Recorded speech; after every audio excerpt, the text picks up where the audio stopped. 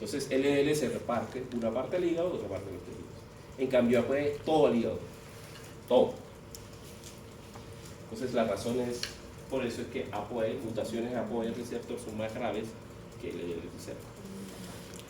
Es por eso que ApoE, cuando se eleva en la sangre, es un buen indicador de disminución de riesgo cardiovascular, porque la ApoE es la lipoproteína que facilita en gran parte la incorporación del colesterol o todas las lipoproteínas, un colesterol al hígado. ApoE. ¿Todo claro? Bien, ahora sí vamos a la otra clase que la palabra que es la síntesis hormonal esteroide. Aquí es también un derivado del colesterol. Vamos a ver algunas reacciones que les gustan a ustedes, bioquímicas, en la síntesis. Entonces, aquí vemos nuestro amigo el colesterol, ya lo reconocemos por este hidroxilo en la posición 3, esta cadena isopentanal que está acá, los 4 anillos esteroides. ¿Sí o no? Entonces, ustedes pueden ver que el colesterol, ya vemos que la gran parte se destruye en forma de sales biliares. Sin embargo, hay otra parte importante del catabolismo y es la síntesis de estas hormonas esteroides. Ahora usted dirá, bueno, ¿qué pasa con las hormonas esteroides una vez que se hace? Ellas también se pierden, ¿no? Sobre todo los glucocorticoides, bueno, todas estas hormonas se adiciona el ácido glucurónico. ¿Se acuerdan del ácido glucurónico? La conjugación que hacía, que también se unía a bilirrubina. Bueno, como estas son sustancias hidrofóbicas, también se une al ácido glucurónico y se pierde en la orina. Y se pierde alrededor del 1% de la producción, es decir, es otra salida de colesterol, las hormonas esteroides. Aquí vemos las tres grandes, digamos, el representante más importante de los glucocorticoides, que es el cortisol, de los mineralocorticoides, que es la aldosterona, y la aldosterona, que es el precursor de la testosterona, importante hormona sexual. Y todos provienen de la progesterona. Es decir, primero se sintetiza progesterona y después estos. Hay variaciones en la síntesis y aquí, por ejemplo, este carbono 17 está en el cortisol y no en la aldosterona, este hidroxilo. Este es mucho más diferente de la aldosterona. Por eso, estos dos, los glucocorticoides y los mineralocorticoides, se regulan de manera similar porque su estructura es muy parecida. Bien, aquí vemos en dónde comienza el asunto. Comienza con esta axis HPA, que es hipotálamo pituitaria corteza adrenal, y algunos cambios en el ritmo circadiano o algunos circuitos neurales hacen que el hipotálamo secrete esta hormona que va a la pituitaria e induce la hormona ACTH. Esta ACTH es la que va a la corteza a inducir la síntesis de estas hormonas. Aquí vemos lo importante que, como vemos que el ritmo circadiano controla, vemos que la producción de cortisol en este caso es en los primeros días, de las primeras horas de la mañana, conocido como el efecto alfa. Cuando usted se despierta, inmediatamente la liberación de cortisol es inmensa. Eso tiene implicaciones en el ritmo circadiano. El ritmo circadiano controla muchas cosas, ¿no? Incluso la secreción de insulina. Es impresionante la fuerza que eso tiene sobre el metabolismo de estas hormonas. Se han hecho experimentos en donde se les retiran los islotes del Langerhans a ratones. Si se lo hacen de noche o si lo hacen de días, esos islotes van a guardar el ritmo y su secreción va a ser diferente. Entonces, si se retiran de noche, los ratones son nocturnos, entonces ellos van a secretar más insulina 2 días después. Es decir, ya los órganos ya no están dentro del ratón, ya no perciben la luz, no les importa. Aún así tienen la memoria circadiana. Entonces, el reloj circadiano es muy poderoso en control hormonal. Incluso de órganos que ya no hacen parte del órgano. Bien, porque hay una cantidad de genes que lo que hacen es sincronizar en qué momento se va a secretar más o menos la hormona. Entonces aquí vemos el ritmo circadiano que controla, por supuesto, el cortisol. Aquí vemos el ACTH, posteriormente llega a la corteza, suprarrenal, y allí va a inducir, ya veremos cómo, primero la transcripción de enzimas importantes en la síntesis de estas hormonas. Y también, por supuesto, su liberación. Estas hormonas, como son bastante hidrofóbicas, ellas no van en vesícula, ellas se liberan de manera constitutiva, a diferencia de los péptidos como la insulina, el glucagón, sino que se van en forma de vesícula. Aquí no es constitutivo. Bien, entonces aquí vemos que hay una zona importante, que es la zona glomerulosa y la fasciculata. Estas dos, esta es la encargada de los glucocorticoides y esta de los mineralocorticoides. Y esta que está acá, la reticular, es para los trópicos. La epinefrina, que no es una hormona esteroide, sino es derivado de ¿quién? La tirosina, ¿no? Ese aminoácido también se libera en gran cantidad. Bien, la ACTH y otras sustancias, por ejemplo la angiotensina 2, puede comenzar esa síntesis. Entonces lo importante es que llevaremos la señalización, pero aquí lo importante es de dónde saca la célula el colesterol para poder hacerlo. Y ustedes pueden ver aquí que una gran parte viene del HDL. Es decir, el HDL lleva mucho colesterol. Es más, la gran parte de colesterol utilizado en la síntesis de estas hormonas proviene del HDL, que, como saben ustedes, se incorpora por medio de CRB1, que es un receptor HDL. Los lipid droplets, las gotas lipídicas, tienen triglicéridos, pero también tienen colesterol esterificado. Porque recuerden que el colesterol siempre llega esterificado, ¿no? Siempre llega esterificado. ¿Por qué lo esterifica qué enzima? No, pero no en este caso, ¿no? Acá te da a nivel intestinal. LK, que es activada por la ApoA. Bien. Ese colesterol llega acá y miren HCl, que es una lipasa, ¿no? Usted ya la conoce. ¿Cómo se llama esa lipasa? ¿En qué contexto la conoce? Sensible a hormonas, muy bien. Y la recordarán ustedes en el tejido adiposo, donde hidroliza los triglicéridos y así gliceroles, y es controlada por la insulina. La insulina la estimula o la inhibe. La estimula o la inhibe. La estimula. HCl, la insulina. La estimula. La inhibe, ¿no? Ahora, porque la insulina inhibe la glicólisis. Obviamente, eso ya lo saben. Entonces, aquí esta hormona, que ustedes la conocían, que hidrolizaba ya los triglicéridos, también hidroliza el colesterol éster. Y es muy importante, el 90% del colesterol utilizado en la síntesis de estas hormonas viene de la actividad del HCl. Importantísimo, porque esa HCl puede ser inhibida por los talatos. ¿Les han escuchado los talatos? ¿Nunca he escuchado? Son unos disruptores endocrinos muy conocidos. Disruptores endocrinos porque alteran el sistema endocrino. Y están en el agua, producto del plástico, en la industria del plástico. No sé si ustedes se conocen con BPA. Los juguetes de los niños dicen BPA free, no sé si han visto alguna vez. Ese BPA free que no tiene talato. Entonces sí tiene, pero poquito no, pero sí tiene. Es difícil sacarse. Entonces esos talatos lo que hacen es alterar el sistema endocrino y alteran la síntesis de colesterol, de hormonas, sobre todo en los niños, no niñas, en los niños, generan alteración en la generación en la maduración de las células Leydig que generan los espermatogonias. Por eso estos talatos pueden causar esterilidad. A los niños varones hay que darle, que son susceptibles a esto. Pero también alteran esa enzima. Y claro, toda la producción hormonal se altera. Entonces se ha estudiado muy bien el efecto de los talatos en la síntesis hormonal debido a la inhibición de la HCl en el sistema, en la corteza cerebral. Aquí vemos otra enzima que es una lipasa lisosomalasa, que también puede sacarlo del LDL. Es decir, el LDL también puede llevar colesterol a estas células. Pero la gran parte viene del HDL. Entonces aquí vemos. Pero también viene síntesis De nuevo, esta ya la conocemos, ¿no? A partir del mevalonate. También puede generar colesterol. Entonces ese colesterol que se genera allí viene de la batería enzimática que vamos a ver ahora. No vamos a verlas todas, son las más importantes.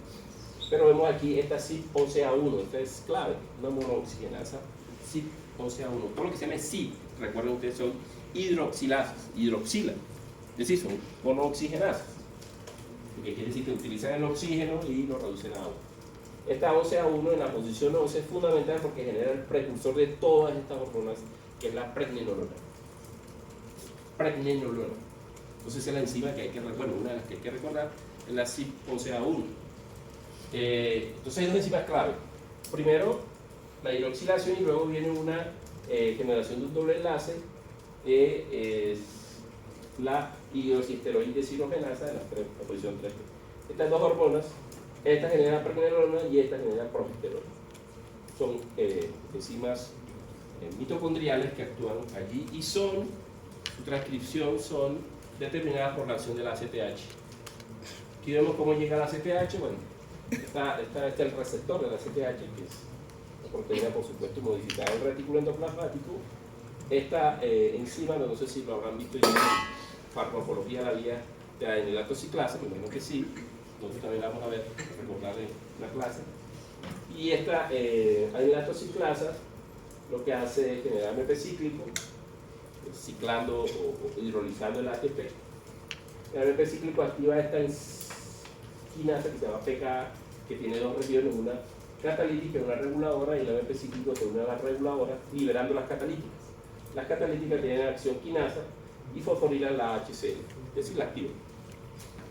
Lo mismo que ocurre en tejido adiposo, solo que allá no llegaba a la ACTH, sino llegaba al glucagón, ¿se acuerdan? Pero generaba el mismo efecto. Esta libera el colesterol que ya está verificado, y el colesterol ya entra y genera.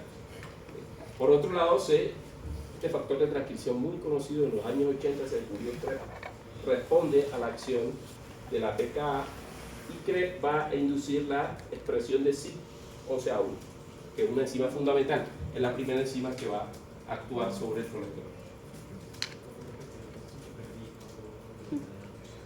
O sea, el proceso completo, por ahora lo que me interesa es que ACTH, por un mecanismo de señalización que implica el AMP cíclico, va a activar la CREP, que es un factor de transcripción. Este señor en el núcleo va a generar la transcripción de CYP11A1, que es la primera enzima que actúa sobre el colesterol. La hidroxila en la posición 11, generando la pregnenolona. ¿Sí, no? Por un lado. Por otro lado, se activa también la HCl, que libera el colesterol de las fuentes, sea del HDL, o el LDL, o el lipitrógenos.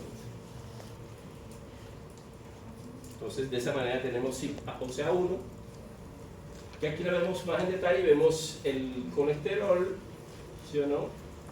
La CYP1, una monooxigenasa, que además de hidroxilar, genera la pregnenolona y genera el 4-metilpentanato. O sea, esta colita se fría. El agua queda reducida, pero el oxígeno queda reducido. La pregnenolona, esto va por la siguiente enzima. Bueno, esta es la acción de la oxigenasa, que ya la hemos mencionado. Recordarán que esas oxigenasas lo que hacen es hidroxilar y el agua, el oxígeno queda reducido. Pero bueno, esto es un dato enzimático que ya hemos visto varias veces. Luego tenemos la pregnenolona, que posteriormente es ya en el doble enlace, aquí debe quedar en esta posición. Perdón, sí, en esta posición. Aquí está. Eso ya caracteriza, es decir, diferencia el colesterol del cortisol, la posición de ese doble enlace. Giró, pasó de aquí a acá. Y eso lo hace la enzima 3-beta, que son, digamos, las dos enzimas iniciales, la CYP11A y la 3-beta hidroxiesteroide deshidrogenasa. Luego tenemos la progesterona. La progesterona, bueno, ya Viene una cantidad de reacciones, son muchas, pero no nos preocupemos. Lo que sí puedo decirles es que el cortisol tiene una hidroxilación a posición 11. Bien, es importante porque esa hidroxilación a posición 11 es la que determina la actividad del cortisol. Entonces no olviden, cortisol tiene, o los glucocorticoides, tienen una hidroxilación en esa posición. La aldosterona ya tienes, bueno, y en la posición 17, ¿no? Posición 17 y en la posición 11. Los mineralocorticoides solo tienen la posición 11, no en la posición 17. Entonces, para eso, pues hay CYP que hidroxilan en esa posición, la 17 o la 11. Lo demás no nos interesa mucho, solo que ustedes pueden ver que todo parte de la pregnenolona y luego a progesterona. Bien, otra cosa interesante que bueno, esta es la misma que le acaba de decir, la que coloca el doble enlace en esta posición. Y otra cosa interesante que ustedes ven es que los precursores de glucocorticoides, de mineralocorticoides y las hormonas sexuales es el mismo, ¿no? Es la pregnenolona. Entonces, eso puede explicar algunas cosas. Teniendo en cuenta el funcionamiento del cortisol, ¿saben? Cuando piensan en cortisol, piensan en qué cosa fisiológicamente. Estrés. Sí, es una hormona antiestrés. O sea, no genera estrés, es antiestrés. De hecho, el estrés normal, ¿sí o no?, genera cortisol para poder contrarrestarlo. Es una contrarrestación. O sea, ustedes cuando se levantan se estresan inmediatamente cuando ponen el pie en el piso, ¿no? Todo ese cambio, eso hay un estrés. Inmediatamente el cortisol se libera para poder contrarrestarlo. Claro. Entonces uno la relaciona con estrés. Pero, o sea, es que el cortisol lo que hace es luchar contra el estrés. Y el estrés pues genera inflamación. Entonces, otra de las funciones del cortisol es antiinflamatorio. ¿Sí, no? Antiinflamación, antiestrés y otra muy importante, pues se llaman glucocorticoides. ¿Cuál es? ¿Cómo? Exacto, hiperglicemiante. Son las funciones que ustedes no pueden olvidar del cortisol. Si el cortisol no funciona, pues esas cosas se van a alterar. Es hiperglicemiante. Por eso también se puede asociar con diabetes. ¿Ok?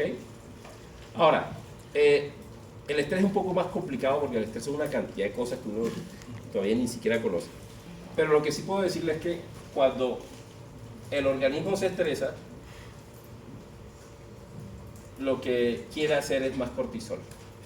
Lo que quiere decir que las otras hormonas no las consideran. Eso se llama la trampa del cortisol. Y él limita la producción tanto de aldosterona como de hormonas sexuales. Más de la hormona sexual, es decir, la testosterona, que es la hormona más tocada. Aquí creo que en esta gráfica, miren, este es un análisis hecho en militares jóvenes que le midieron los niveles de testosterona después de varias semanas antes de algún examen importante para ellos.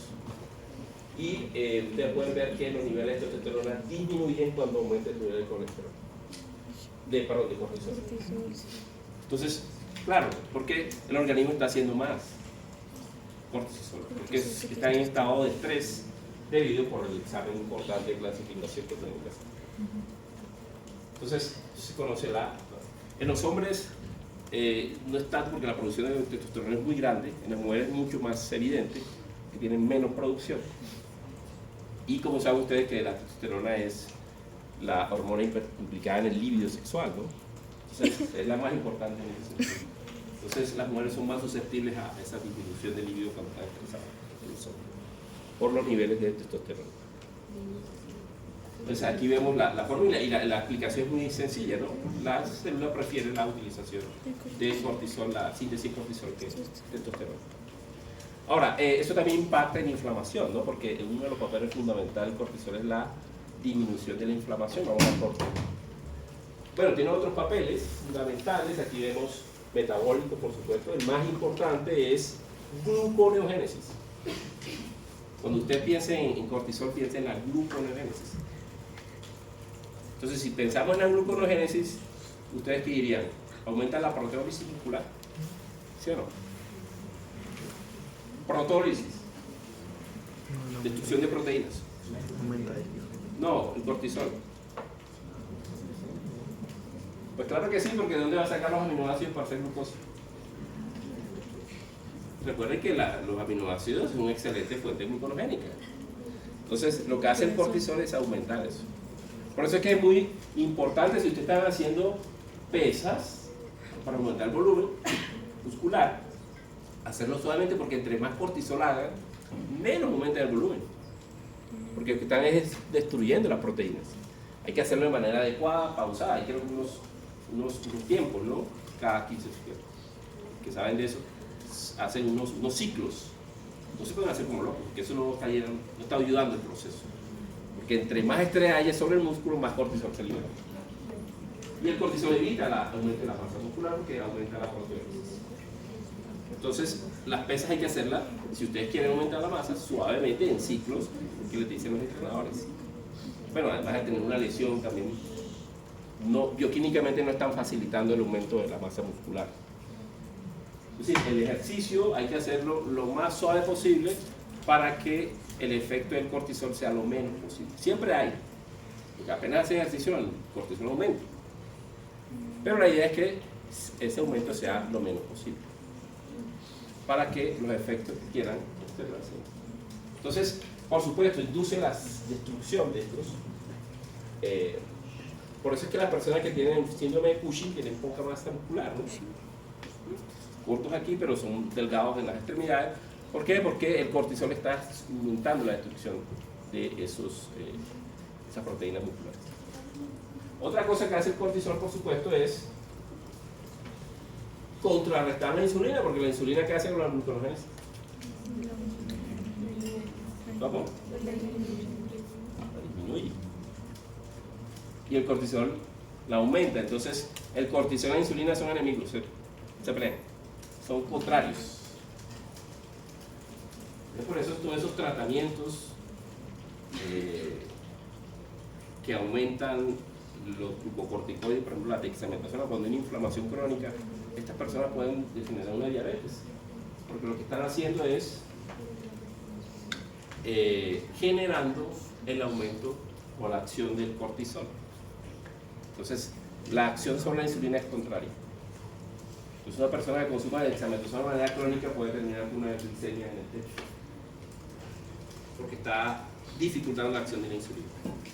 Y si le dan insulina no cambia nada, porque el problema no es la insulina, ¿no? El problema es el otro lado. Entonces, ese también es otro problema. Otra cosa que hace el cortisol es muy bien conocida, induce la lipólisis, porque aumenta la HCl. Pero lo interesante es que lo hace en la grasa subcutánea. En la grasa visceral el efecto es opuesto. Por alguna razón que no se conoce bien, el cortisol aumenta los depósitos de grasas viscerales. Por eso las personas con síndrome de Cushing, que ustedes saben, tienen este problema, son bastante grasa abdominal. Ese es otro problema del cortisol. Por supuesto, los huesos tienen una acción importantísima. Induce la formación ósea. Reduce la formación ósea. Contrarresta la hormona del crecimiento. Por eso es que los niños deben dormirse, porque si ellos no se duermen correctamente, 10 de la noche, 11 de la noche despiertos, el cortisol todavía está arriba. Y en ellos el crecimiento óseo es fundamental. Entonces, apenas duermen, los niveles de cortisol caen y la growth hormone empieza a actuar. Entonces, que la cama aumente el tamaño de los niños es totalmente cierto, porque está disminuyendo los niveles. Como ustedes duermen, los niveles de cortisol están bajos, su nivel de estrés es lo más mínimo. Entonces, es otra cosa que hace. Bien, aquí vemos cómo actúa el cortisol, pero rápidamente el cortisol es una molécula hidrofóbica, no necesita receptores, a diferencia de la insulina o el glucagón o la epinefrina, de hecho, tampoco. Esta entra a las células, bueno, él es transportado, como el hidrofóbico, es transportado no por la albúmina, sino por un antígeno especial que se llama CAB. que es cortisol antigen globulin. Sí. Este es transportado y llega a las células dianas, el hígado donde más actúa el cortisol, y es interesante que él incorpora, y el receptor del cortisol, que se llama glucocorticoid receptor, que es muy utilizado y estudiado hace mucho tiempo, ya menos, se descubrió que ese receptor se une al cortisol y va al núcleo, es decir, es un receptor nuclear, porque se pega a su ligando, que es el cortisol, y van los dos al núcleo. Y allí lo que va a hacer es controlar genes gluconogénicos, genes antiinflamatorios, varios. Pero lo interesante es que vean, el 20% del genoma es controlado por este tipo de receptores. O sea, una cantidad de cosas que incluso todavía no sabemos qué hacer. Porque es muy importante a nivel metabólico. Bien, aquí vemos una de las cosas que hace inhibir la NF-kappa beta o APOA1, que son, ustedes saben, genes importantes en la inflamación. Eso va a reducir la expresión de estos genes inflamatorios, por eso es antiinflamación. Aquí vemos otra de las cosas metabólicas del cortisol, es que realmente es, él induce, el corticoides, estos receptores, inducen la producción de una proteína que se llama lipocortina. Y la lipocortina es un inhibidor de esta enzima. Lo hemos visto fosfolípidos, ¿no? Bueno, los fosfolípidos, ustedes saben, son lípidos que tienen dos ácidos grasos, la posición 1 y la posición 2. La posición 2 tiene el ácido araquidónico. Y la posición 3 tiene un fosfato, que tiene una molécula polar, que puede ser la colina, etanolamina, serina, bueno, diferentes de estos. Los llaman fosfolípidos. Hacen parte de las membranas, síntesis de fingomielina, un lípido importante a nivel nervioso. En la posición 2, cuando está pegado al ácido araquidónico, es hidrolizado por esta lipasa, que se llama fosfolipasa A2. Ella actúa en esa posición. Y la lipocortina inhibe la PLA2, lo que quiere decir que el cortisol va a inhibir la hidrólisis, escúchenlo bien, escríbanlo ahí, inhibe la hidrólisis del ácido araquidónico de la fosfatilcolina. Eso es el principal papel antiinflamatorio del cortisol. Lo hace a partir de la lipocortina. Entonces lo repito, porque no copiar. El cortisol, a través de la lipocortina, inhibe la PLA2. Por lo tanto, va a inhibir la hidrólisis del ácido araquidónico, que está en la posición 2, de la fosfatilcolina. Entonces, lo que está haciendo el cortisol es dejando pegado el ácido araquidónico a las membranas. Recuerden que el ácido araquidónico, ¿de dónde viene? Vimos lípidos, sí, vimos síntesis de lípidos. ¿De ácido graso? ¿Dónde viene el ácido araquidónico? El palmital. Viene de ácidos grasos esenciales, ¿no? Del linolénico y el linoleico, que son esenciales, nosotros no podemos hacer. Nosotros hacemos hasta oleico. Ya lo necesitamos en la planta. Y ahí lo hacemos, cuando tenemos eso. O también viene de la hidrólisis de la fosfatilcolina, ahí se hidroliza. Entonces, ese ácido araquidónico, ¿para qué lo necesitamos? Aquí lo vemos. Para sintetizar prostaglandina, clase que veremos la otra semana. La clase nueva que introdujo. Síntesis esto se llama de sustancias antiinflamatorias, proinflamatorias. Síntesis de prostaglandinas, creo que se llama la clase. Las prostaglandinas vienen de ahí, del ácido araquidónico. Y tienen función netamente inflamatoria. ¿Qué le hacen? Por ejemplo, a los lisosomas de los macrófagos los vuelve inestables, esos lisosomas. Entonces, cuando el macrófago llega, como tiene los lisosomas inestables, inmediatamente causa más inflamación, más actividad en los macrófagos. Porque recuerden que hacen los macrófagos, ¿no? Fagocitan y bueno, generan inflamación. Entonces, todas esas cosas son estimuladas por el ácido. Lo que quiere decir que el cortisol está inhibiendo eso. Entonces, cuando ustedes utilizan dexametasona, piensa inmediatamente, bueno, el ácido araquidónico se quedó pegado en la fosfatilcolina. Piensen eso. Y eso es antiinflamatorio. Además, hace otras cosas, ¿no? A nivel de expresión, ya vimos que inhibe la actividad de la NF-kappa beta y bueno, y otras cosas. Bien, ¿quedó claro por qué el cortisol es antiinflamatorio? varias cosas, ¿no? Inhibe la expresión de genes proinflamatorios, un factor de transcripción, induce la producción de lipocortina, que inhibe el metabolismo del ácido araquidónico, porque queda pegado al. Bien, por supuesto el cortisol no puede estar siempre prendido, ¿no? Porque tiene su acción, pero hay que apagarlo. No podemos estar siempre en condición antiestrés, porque eso va a limitar algunas cosas, ¿no? No podemos estar estresados siempre. En un momento el estrés disminuye. Ustedes le dan la nota, bueno, pasaron bioquímica, pasaron el semestre, ¿sabes? Cero estrés. Felices. En ese momento que hace el cortisol, pues ya no lo necesitamos. Y vean, ¿no? La posición 11, ¿se acuerdan de la posición 11? Hidroxilada. ¿Qué le pasa? ¿Qué le pasa a la posición? ¿Se oxida o se reduce? Se oxida y lo hace nada menos que la hidroxiesteroide deshidrogenasa 11AB2. Esta enzima hay que recordar. La oxida y se reduce en NADH. Y obtenemos la cortisona, es decir, la cortisona es el lado tranquilo del cortisol. Es un cortisol oxidado, en la posición 11 tranquilo, porque ya no tiene ese efecto. Ese efecto que habíamos dicho antiinflamatorio. Entonces la célula tiene allí, inmediatamente le dice, no, es una equivocación, sí perdió la materia. O me extrae inmediatamente. Entonces, ¿qué hago? Reduzco la posición 11. Y eso es otra enzima.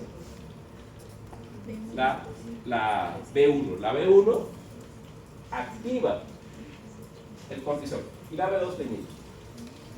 Lo interesante es que estas enzimas de alguna manera son mutadas en las poblaciones y hay mutaciones que aumentan la actividad de esta o aumentan la actividad.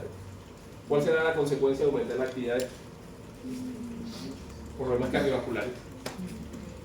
Y están bien mapeadas, esas mutaciones están bien mapeadas en la población. Son susceptibles a ser cambiadas. Entonces hay personas que viven con el cortisol más arriba que otros debido a estas mutaciones. ¿Cuál va a ser la consecuencia? Aquí la vemos. Cuando la B1 está aumentada, bueno, también se le conoce como T1 o B1. Las enfermedades crónicas. Y si la tienen, la que tiene aumentada es la B2, esos riesgos disminuyen. ¿Quedó claro? Yo ya terminé. ¿Alguna pregunta? Listo, entonces a disminuir la actividad